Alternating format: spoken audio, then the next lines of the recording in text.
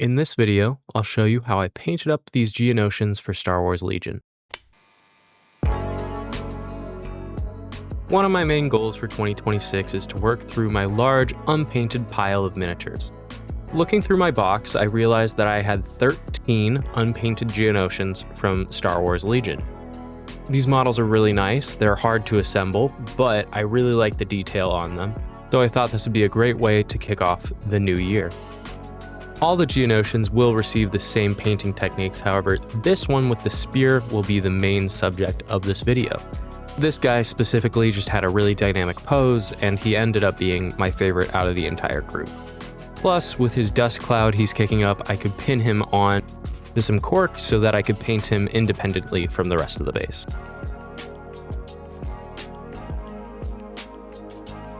To kick off the painting process, I applied a black surface primer from Vallejo through the airbrush to the entirety of the model. I then came in with a Vallejo model color pastel green as a first initial base color for the entirety of the model.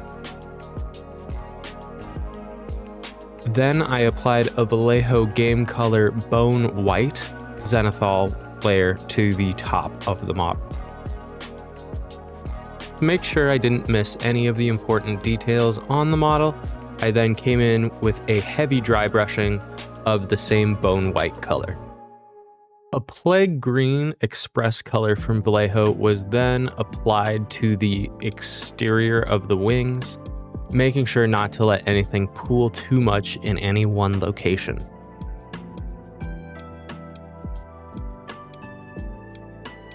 Next came a layer of 2 thin coats boar hide to all the weaponry and the chest garb on the Geonosian. This is my first time actually using 2 thin coats paint. It was pretty nice, and I really like the colors that they have available. But for the time being, I think I'll stick to using my normal color ranges.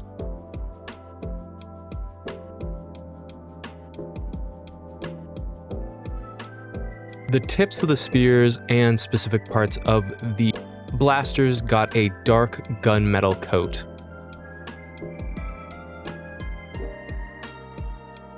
I chose a terrible model to demonstrate this on, but in order to capture that fluorescent plasma shot that Geonosians have, I put a big dollop of white in the center of each of the gun barrels, and then a 1-to-1 mixture of Vallejo's fluorescent green and fluorescent yellow.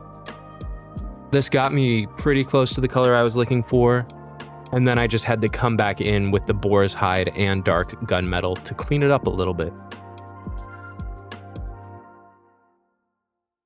Then for each of the garb's horns on each of the Geonosians, I made a gradient using the boar's hide from 2 thin coats and the bone white from Vallejo to have it slowly progress from the darker color to the light.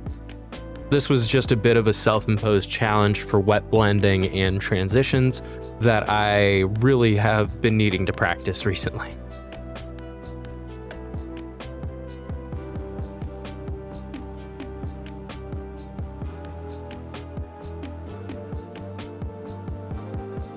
Then, where needed, I applied a light dry brushing of bronze brown onto the gear and the guns.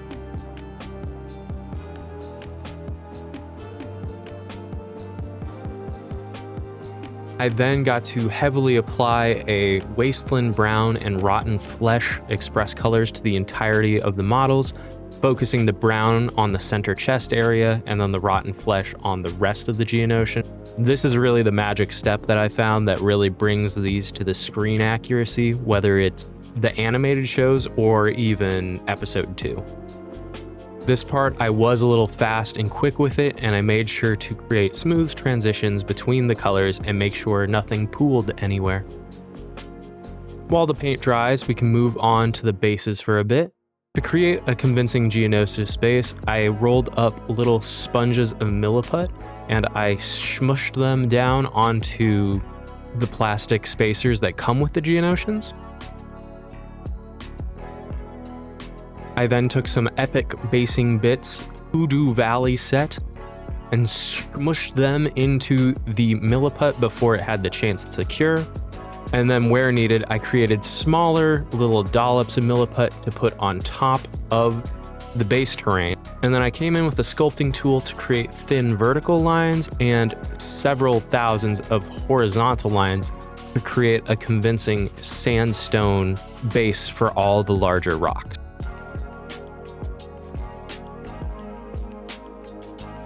Some of the Geonosians are in jumping poses, so at this point I took some Elmer's glue and I attached each of the jumpers to their bases.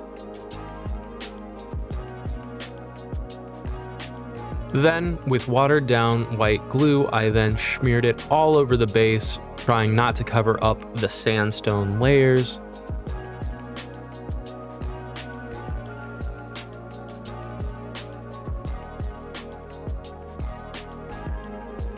And then sprinkling various grains of sand, small, medium, and large, across the entirety of the base.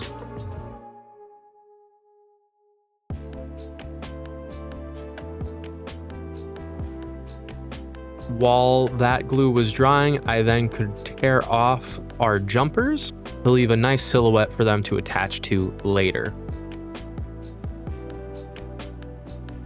Now that the bases had been completely assembled, we can hit them with a completely white prime, also from Vallejo.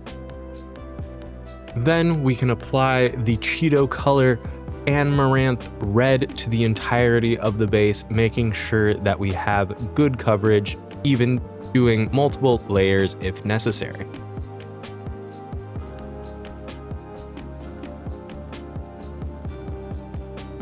Then I applied a 1-to-1 dry brushing of Amaranth Red and Flat Flesh to the entirety of the base, going a little bit heavier on this dry brush. And then we hit it with a lighter dry brush of just Flat Flesh. To bring it back to the terrain world, I applied a layer of Agrax Earthshade to the entirety of the base.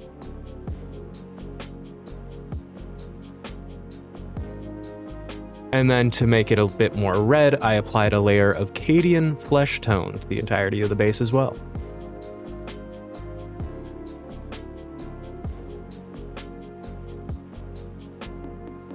Then we can restore some of the more Geonosis colors of the base by applying a dry brushing of Amaranth Red, another lighter dry brush of the Amaranth Red and Flat Flesh, and then one final highlight, very light, of just Vallejo Flat Flesh.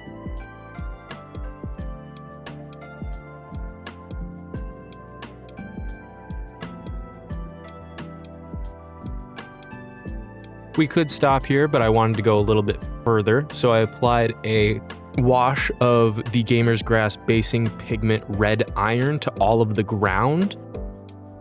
And then I let that dry, and I applied another layer of the Gamer's Grass Basing Pigment Light Rust to the ground and the rocks this time, so effectively layering basing pigments. Some of the jumpers had dust clouds beneath them that I painted white and applied a few lighter layers to it, and then some of the jumpers also had rocks, and they got the same treatment as the other rocks on the rest of the terrain. Once I was satisfied with all the minute details, I could then attach all of the models to the base, jumpers getting put in their slots, and all the regular guys got little dabs of glue on each of the ends of their alien toes, and they just got affixed to the base wherever they fit best.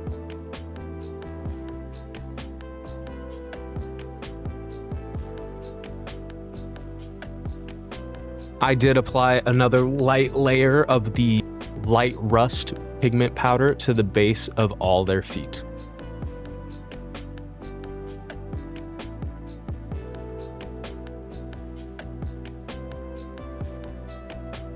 Finally, we can work on some of the more minute details like the eyes, getting a nice thin black line.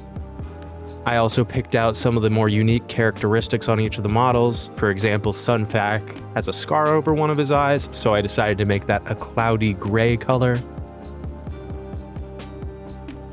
Then we can come into each eye to leave a little glistening dot of white in each pupil.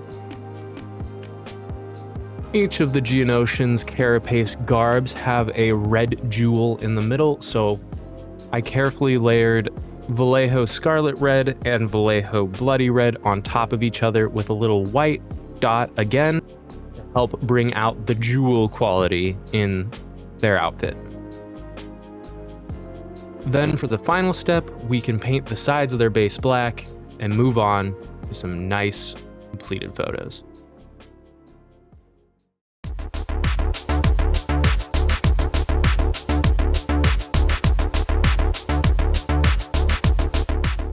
I'd like to say thank you to each of you who stayed through to the end of the video. I really appreciate it. If you liked this project and want to check out some of my other work, please feel free to drop a like and or subscribe. It's always awkward asking about that, but I would really appreciate it. I'm incredibly happy with how each of these guys turned out, and if it's any indication for the rest of 2026, I'm super excited for it. But I'll be back soon with another build, another story, and another journey. But until then, take care, and I hope you all have an excellent week. I'll see you around.